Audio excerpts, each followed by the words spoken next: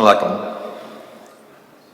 alaikum. Shukran tam, shukran to the Saudi Center of Commercial Arbitration, and thank you very much for welcoming us and allowing us to come to Riyadh to have the opportunity to speak with you.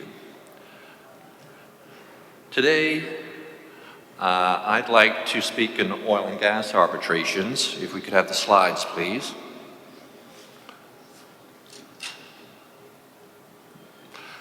Well, I suppose I'll have to speak without the slides. Do we have them? I'd first like to give the history of some of these oil and gas arbitration cases.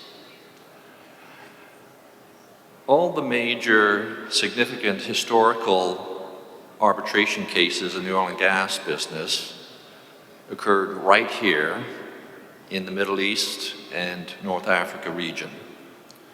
They occurred in a 30-year span between the early 1950s to the mid-1980s. And these were extremely important cases, not only for the Middle East oil and gas industry, but for the entire world of international investment law, international arbitration law, and international oil and gas law. These were the landmark cases, starting in the early 1950s with the case dealing with the Sheikh of Abu Dhabi, and then the Saudi Aramco case, or what is often called the Onassis case. My good friend and colleague, Dr. Saud Al-Amari, will speak to those. And then there were a series of cases in Kuwait, in Libya, in Iran, and these cases established what we know today are the principles under international investment law. So these cases established certain principles that are still true today. They established the sanctity of property and the sanctity of contract. They also prohibited parties from claiming unjust enrichment. But more importantly, they clearly established that sovereign states have the right to control their resources and to determine how they wish those investments to be handled. But they also had the right, if they decided, that they could expropriate or take back those investments. But along with that right, it was established that they had the obligation to compensate the investor. And in doing so, as to the determination of that compensation, that the investor had the right to have legitimate expectations on the return of its investment. So these cases that I had listed in the prior slide that occurred right here in this region of the world, those were the cases that established those principles. I'd like to talk about one case. It's the Ammon oil case. It occurred in Kuwait, and it arose out of the OPEC crisis that occurred in 1972, when OPEC decided that they were going to sanction the West and limit the amount of oil that would be available. As part of that history, Kuwait decided to nationalize the investment of this American oil company called Ammon Oil. And one of the first issues that the tribunal had to deal with in this Ammon Oil case was what was the law that they should apply. Now, all of these early cases were based upon investment contracts.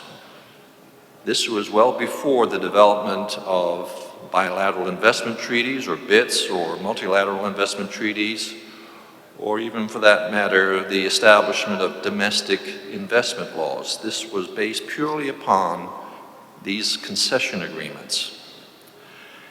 And invariably, in these early investment contracts, they simply did not have a governing law contract, a clause dealing with the governing law of the contract. So the tribunals in these cases had to make the decision what law actually applied when the contract was to be interpreted, and whether or not there was a case to be made to be compensated for the expropriation of these particular investments in these oil companies. And in looking at that, they looked at certain clauses in these contracts that are what are called stabilization clauses, where the investor was guaranteed that the fiscal terms of their contract would be stable, and that the state, the sovereign state, could not unilaterally change them or eliminate them, or if they did, there had to be an adjustment to put the investor back in the same place where he actually made the investment. Now, in interpreting this, for this first time, in this case, the Ammon Oil case, the tribunal decided that these stabilization clauses created for the investor legitimate expectations as to what the return on their investment should be, and therefore how the damages were assessed and quantified. So, in doing so, even though they did not have a governing law clause, they had to determine whether or not the law of Kuwait, which in this case was Sharia, would be applied. They decided they would not apply Sharia in this case. Instead, they looked at what they call transnational law, which was a combination of these things. You'll see this also in the discussion around the Aramco case, which will come up next. And in doing so, they had to determine, based upon this transnational law, how those damages were assessed. Now, Kuwait argued that the only determination should be based upon the net book value of the asset that Ammon Oil had. Now, net book value essentially meant how much money did they actually invest or put into that concession. Ammon Oil took a totally different position. They said, no, we shouldn't look at what was invested up to this point in time. We need to look at what was the expected value of this investment over the period of time of the investment, and therefore we need to look into the future as to the future revenues and expenses and use a valuation method called discounted cash flow. Now, discounted cash flow means that you make certain assumptions as to those revenues and as to those costs, and you take into account the time value of money. In order to do that, you would use a discount rate based upon such things as the interest rates of treasury bonds from a sovereign state such as the United States. The tribunal said, yes, it was in principle acceptable to use a discounted cash flow method looking into the future as to what the value of that investment would be, but they didn't apply it totally. They looked at a combination of valuation methods. And what they did was look at the replacement value of the fixed assets, which was the actual investment, and the going concern value plus a reasonable rate of return, which was really profits.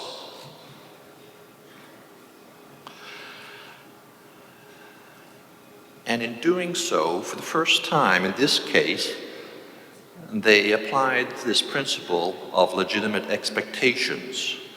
What was the legitimate expectation of this investor when it made the investment as to what would be the return of its investment over the lifetime of the investment?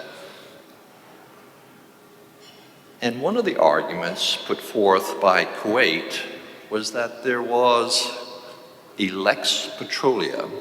This was the first time that this concept was used and cited in an investment case. Lex Petroleum is a term that comes from the Latin language, lex for law and petrolia for petroleum. And it's similar to the concept that you see in international arbitration of lex mercatoria, which is the law of business. The tribunal rejected the argument that there was a lex Petroleum, but this case is the most cited investment case of all time because it established those principles.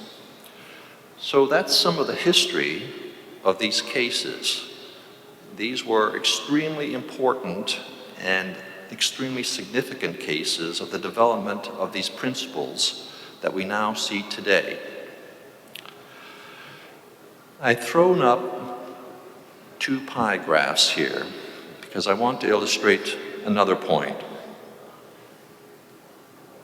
On the left-hand side, it depicts the ownership of oil and gas reserves around the world in the year 1970. And on the right-hand side, you see the same graph many years later in 2010, which was 40 years later. And what you see is this.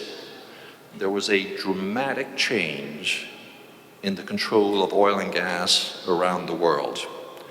In 1970, if you look on the left side, the yellow part of that pie graph, international oil companies that's IOCs, companies such as Shell and Exxon, Chevron, BP, controlled more than 85% of the oil and gas reserves around the world. And there was a tiny sliver, that little blue piece of the pie, 1% was controlled by national oil companies. You go to 2010, and that position was totally reversed. The combination of those two blue slices of the pie show that in the year 2010, national oil companies controlled more than 85% of the world's oil and gas reserves. How did that happen? Well, it happened through nationalization and expropriation, and these very cases, these historical cases that we just described. That laid down the principle, and it changed the geopolitics of the world. Now, another aspect of this, what you'll see is this. When you look at the statistics over the last 50 plus years, within the Middle East, North Africa region, there's more than 50% of the world's oil and gas reserves. You would therefore naturally think that if you have more than 50% of the world's oil and gas reserves and its production, the business transactions and the contracts that flowed from that there would be 50% or more of the world's oil and gas arbitrations. That is not the case. A couple of years ago, I published an article dealing with oil and gas commercial disputes, and I was able to access the database of the ICC Court of Arbitration. And what you see in that time period between 1988 and 2012, there were more than 450 oil and gas arbitration cases administered by the ICC Court. Of that number, only 11 were in the MENA region. That meant that there was less than 3%, not 50%, less than 3% of the oil and gas arbitration cases in MENA region. Looking at state investment disputes, after all those huge historical cases, it changed dramatically.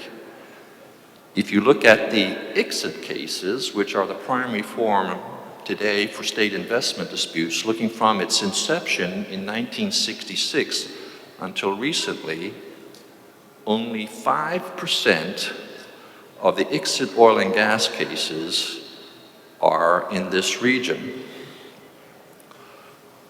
So, why is that the case? There is no correlation whatsoever between the business and the contracts and the number of oil and gas disputes. I think there's probably a number of reasons. One is the tradition within the region of reconciliation and settlement, musala and sul. But also, it's a reflection of the dominance of national oil companies for operations within their own jurisdiction. Contractors and service providers simply have to manage their long-term relationships, and therefore it is very difficult to have an arbitration and yet continue that business relationship. Also, we don't have full access to the statistics because either they are required to go into jurisdictional local courts or they may have ad hoc arbitration, and therefore we don't know that. But the spread is so significant that it has to be probably a combination of these factors. I'll just mention that there's issues around Sharia and its application, because when you look at the determination of damages using the discounted cash flow method, there are questions as to whether or not that is acceptable under Sharia because of concepts such as qarar and the uncertainty looking into the future. So things have changed, and this new arbitration institution in Riyadh is an example of that. But in effect, there are some local challenges in terms of procedural aspects that we face when we have arbitrations. But there are a number of issues that we need to think about with regards to oil and gas arbitration cases in the region and how the governing law, which will be clearly stated in the contracts you see today as opposed to 50 years ago, and the application of that in some of these cases. So with that, shukran, thank you, and I leave you with a picture of the oil and gas business in my home country, which is Canada. Shukran, thank you.